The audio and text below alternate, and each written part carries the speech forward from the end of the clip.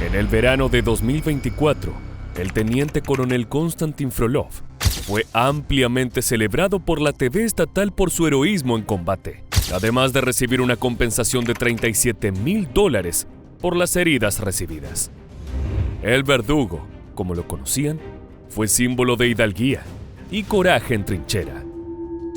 Враги знают его под позывным «Палач». Для своих он командир, батя, братишка, старший снайперской группы одного из подразделений воздушно-десантных войск. Только что вернулся из Авдеевки, отказался от реабилитации и отпуска и вернулся в строй. Так, говорит, ему велит поступать офицерская честь.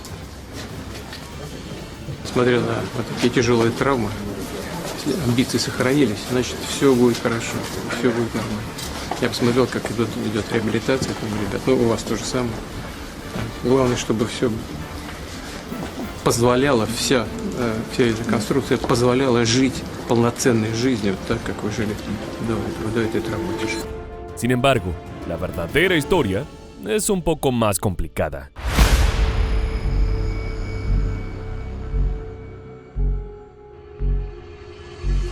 Десятки российских десантников из 83-й гвардейской бригады стреляли друг в друга, чтобы получать выплаты по ранению в 3 миллиона рублей за каждый случай. Солдаты и офицеры стреляли друг в друга, целясь так, чтобы не задеть жизненно важные органы, а российские федеральные телеканалы публиковали сюжеты о подвигах офицеров. Например, Первый канал называл их... En agosto de 2025, la narrativa de heroísmo y sacrificio se convirtió en cobardía y traición. Frolov le había pedido a sus propios hombres que le disparen para cobrar los $37,000 de compensación. El descubrimiento no solo sacudió a la opinión pública, sino que se desmanteló el aparato de propaganda ruso. Pero no fue el único caso. Verano de 2025. Investigadores rusos destapan un fraude dentro de la 83ª Brigada Separada de Asalto Aéreo de la Guardia. Al menos 35 oficiales habían cobrado cerca de $2,5 millones fingiendo heridas. La mecánica era quirúrgica.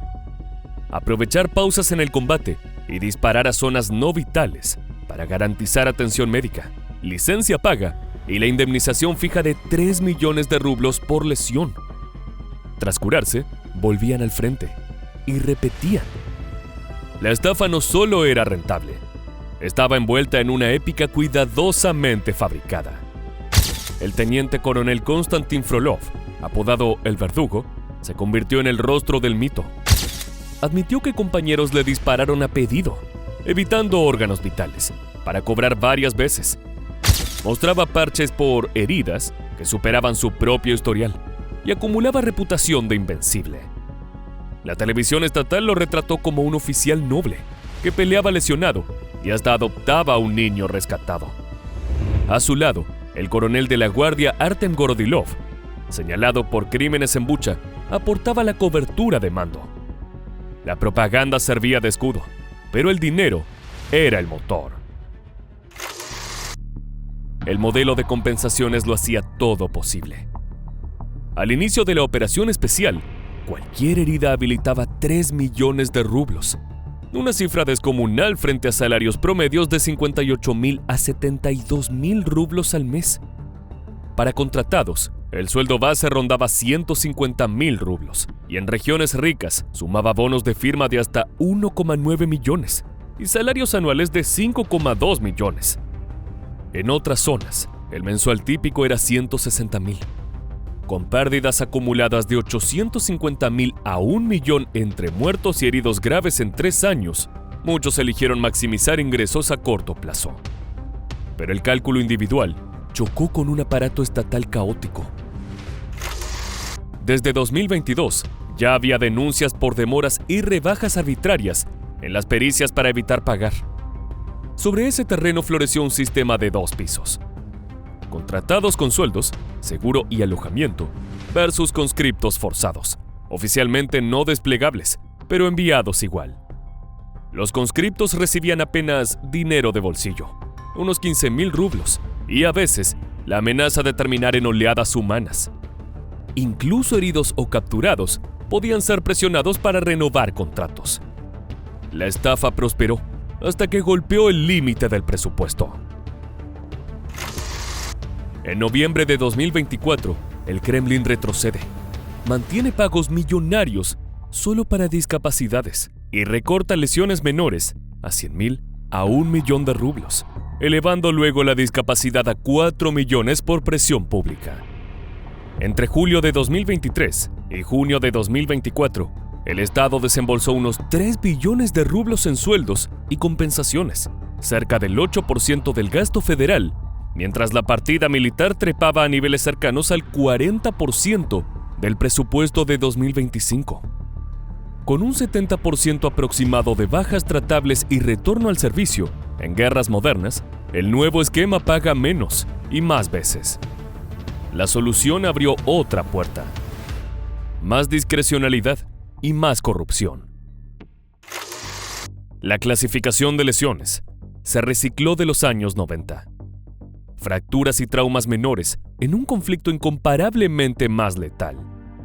Los médicos militares quedaron entre la ética y la presión de subreportar.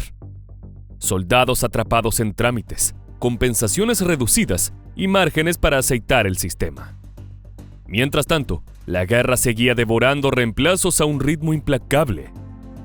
Rusia incorporaba alrededor de 30.000 contratados por mes, casi lo mismo que perdía en el frente. Para sostener el flujo, decenas de regiones subieron los bonos de firma hasta 3 millones de rublos, a veces más que por una herida. Pero hay techo demográfico e industrial. Menos trabajadores, menos nacimientos futuros. Informes independientes señalan que alrededor del 30% de los movilizados mueren a los 3 a 5 meses por entrenamiento express y despliegue inmediato. La estrategia de supervivencia se vuelve individual. Evitar el frente o autoherirse. Si nadie corrige la raíz, otros Frolov encontrarán el modo. La cultura de violencia normaliza el abuso. El dinero cambia vidas. Sueldos altos, bonos, apartamentos subsidiados. Para familias pobres, entre 8 y 11 millones de rublos por muerte combaten la desesperanza con aritmética fría. Cifras alineadas con valoraciones económicas de la vida media en Rusia. Al mismo tiempo, la represión estatal disuade protestas y parte de la sociedad, incluido un segmento de mujeres. Sostiene la economía de guerra o presiona para alistarse por los beneficios. La moral se erosiona en silencio y el síntoma ya es inocultable. Cuando soldados de élite prefieren dispararse antes que confiar en su mando, equipo y entrenamiento, el problema supera cualquier fórmula de compensación.